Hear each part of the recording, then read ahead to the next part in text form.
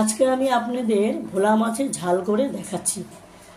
তাতে আমার লাগছে মশলার মধ্যে পেঁয়াজ বাটা আর রসুন বাটা, লাল লঙ্কার গুঁড়ো এবং ঝাল লঙ্কার গুঁড়ো আর হলুদ। আর আমি এটার মধ্যে একটু টমেটো কেচাপ নিয়ে নিয়েছি। সম্বারের জন্য আমি নিয়েছি 2টো কাঁচা লঙ্কা, কিছুটা কালো জিরা আর ভোলা মাছ কয়েকটা। ভোলা মাছে কিন্তু আমার নুন হলুদ মাখানো।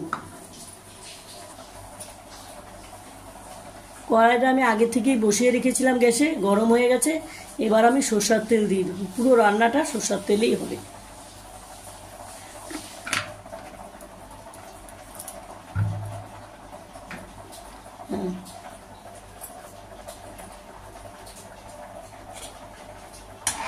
তেলটা গরম হয়ে গেলে আমি মাছটা ভেজে নেব।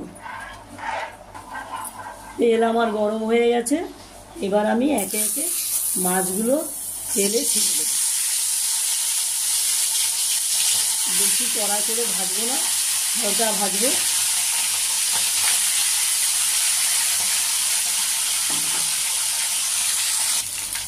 মাছটা আমার হালকা ভাজা হয়ে গেছে, আমি তুলে নিলাম।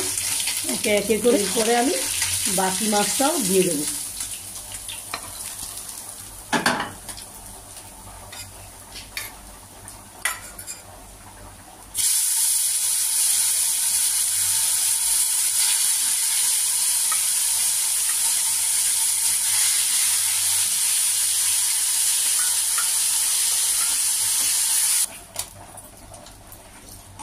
তেলটা আমার গরম ছিলই, ওই মাছ ভাজার তেলেই।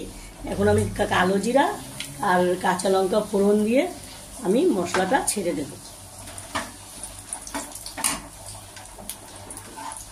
এই মশলাটা দিয়ে দিলাম।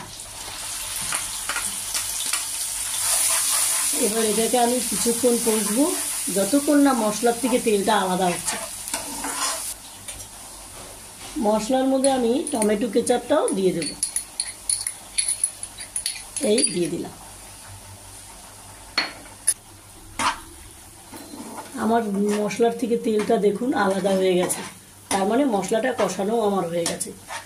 এবার আমি এর মধ্যে সামান্য জল দিয়ে দিলাম।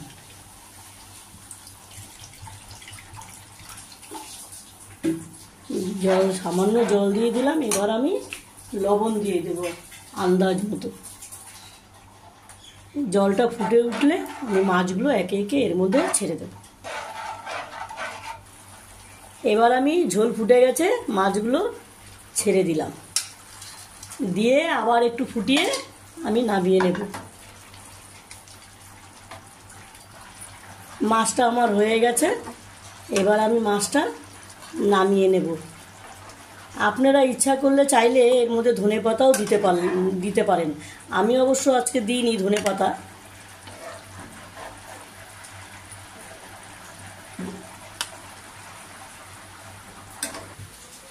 ভোলা মাছের ঝাল আমার তৈরি। আপনারা ঘরে ট্রাই করে দেখবেন, ভালো লাগলে আমাকে জানাবেন।